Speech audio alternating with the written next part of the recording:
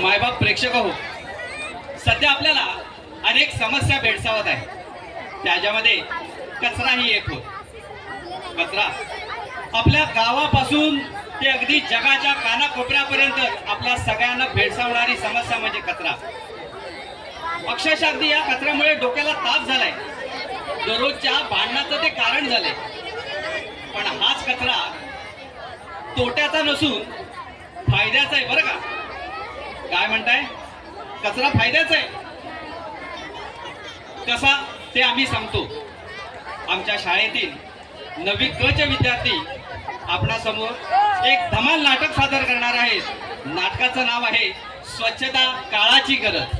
स्वच्छता काळाची गरज. एकदा जोरदार टाळ्यांनी आपण 9वी क च्या विद्यार्थ्यांचं स्वागत करूया.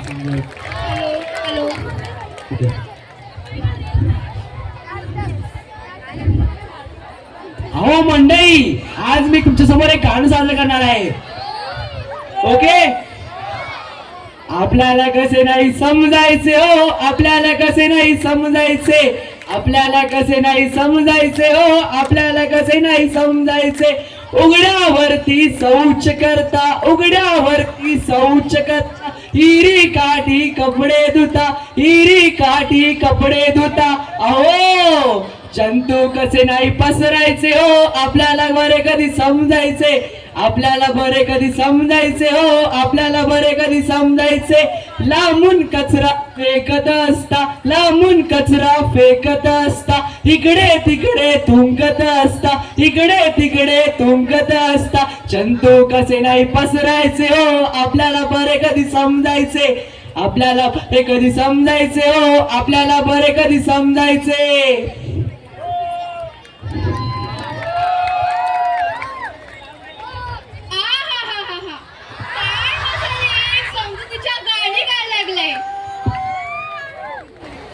ओरडताय काय?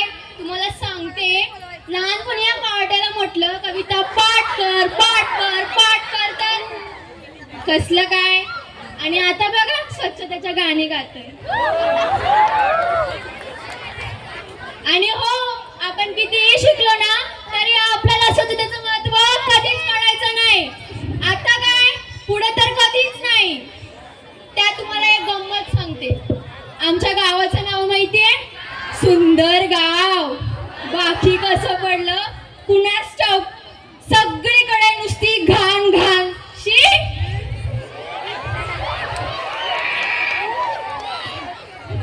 सकाळ सकाळी कशाला ओरडतेस? उगाच चुप. ती बघ, ती बघ, तुझी मैत्रीण आली. आता मात्र सगळीच कामं झाली इथेच.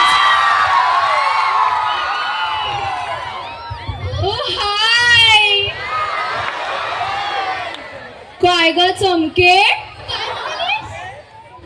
लक्ष्मी ग. का ग, नाव बिव बदलस की काय? काय नाही, काय नाही. बरं तू सांग, एवढ्या सकाळ सकाळी काय हा आरडाओरडा? ते जाऊ दे, आमचं आपलं नेहमीच. तू सांग, एवढी छान साडी कोणी दिली ग?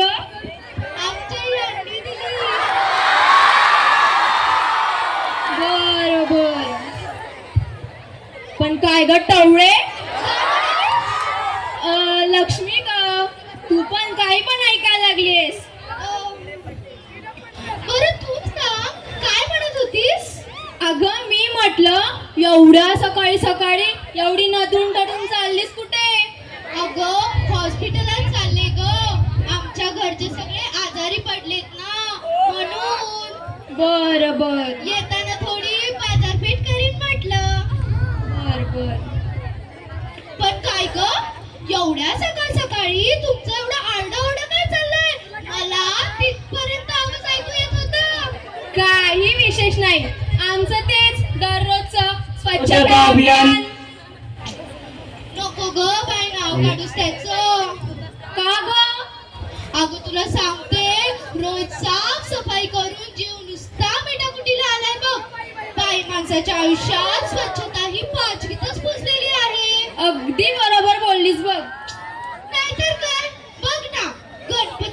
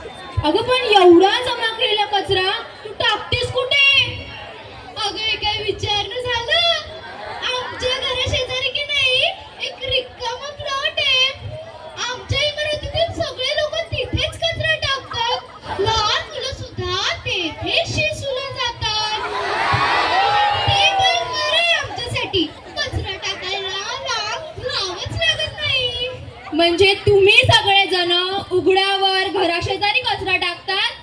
हो, त्यात काय झालं? अगं त्यात काय म्हणजे काय? तुम्हाला त्याचा त्रास नाही होत? होतो ना.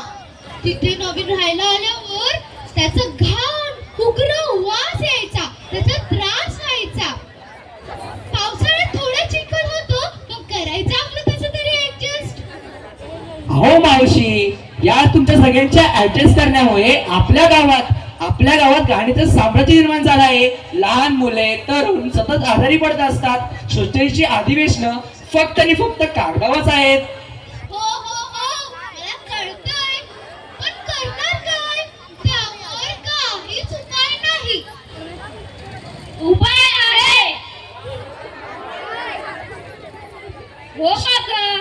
शाळा सुटली वाटतंय, आली मुलं. हो काका. काका बोल. ही दोन फुटी मुलं मला समजवणार वाटतं. भले भले कोंबलून गेले. अगं हो हो हो, पण यांचं ऐकून घ्यायला तुला हरकत तरी काय? स्वच्छता किती महत्वाची असते हिला काय माहिती. आम्ही शेतकरी शिक्षण संस्थेचे विद्यालय घनसोली येथे 9वी या वर्गात शिकत आहोत. आम्हाला आजच कचऱ्यापासून खतानिर्मिती कशी करायची याबद्दल माहिती दिली व प्रात्यक्षिकही दाखवले. आणि काका, सरांनी आम्हाला सांगितले घरातील कचरा जराही फुकट जात नाही. सगळ्या कचऱ्यापासून खत निर्मिती होऊ शकते.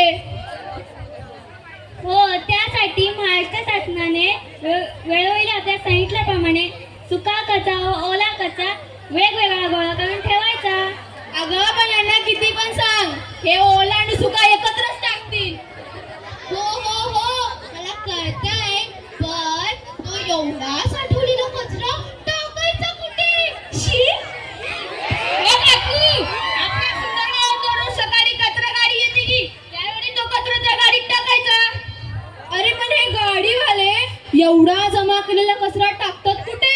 शासन गावागावातून जमा केलेला कचरा गावाबाहेर एका मोठ्या खड्ड्यात टाकतात व योग्य प्रक्रियेद्वारे कंपोस्ट खत तयार करून झाडांना घालतात. अरे वा, खूपच छान. हो, त्यामुळे झाडांची नैसर्गिक क्रिया खूपच चांगली वाढ होते. घराघरातून कचऱ्यापासून खत निर्मिती कशी करायची याविषयी अधिक माहिती देण्यासाठी आज आमचे मॅडम येणार आहेत. अरे वा, खूपच छान. वेळ तर झाला आहे, पण अजून आमचे मॅडम का नाही आलेत? ते बघा तिकडे आमच्या मॅडम आलेत. मॅडम इकडं. नमस्कार मॅडम, नमस्कार. नमस्कार नमस्कार.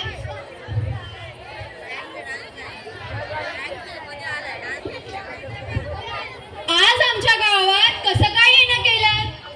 आपल्या गावात सध्या कचऱ्याची समस्या दिवसेंदिवस वाढतच चालली आहे. हो, त्यासाठी शाळेतर्फे तसेच शासनातर्फे नागरिकांना जागृत केले जात आहे.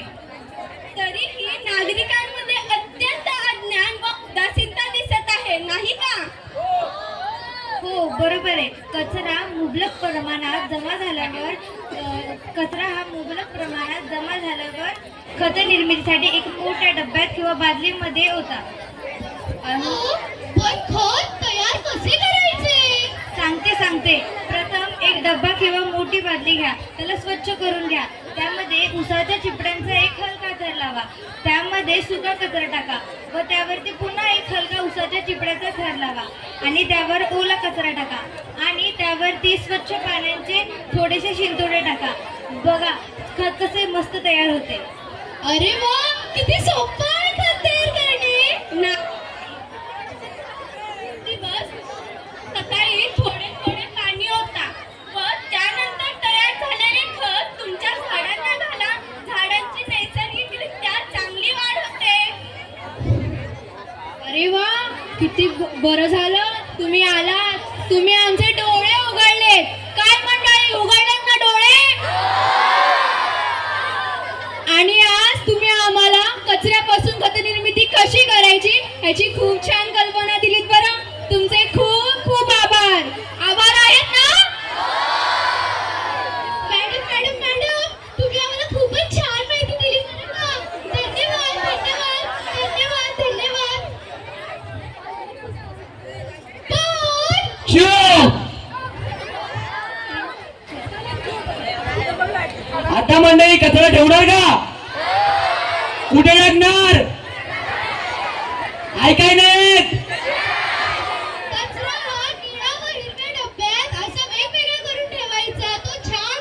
तो छानपैकी रिसायकल होतो आणि तो आपल्या एन्व्हायरमेंटसाठी भरपूर छान असतो. सगळ्यांनी कचरा नीट टाकायचा हिरवा व निळ्या डब्यात. ओके? आणि आपल्या माझं नाव काय? त्याला सुंदर कोण करणार? मग बनणार कोण? Okay bye.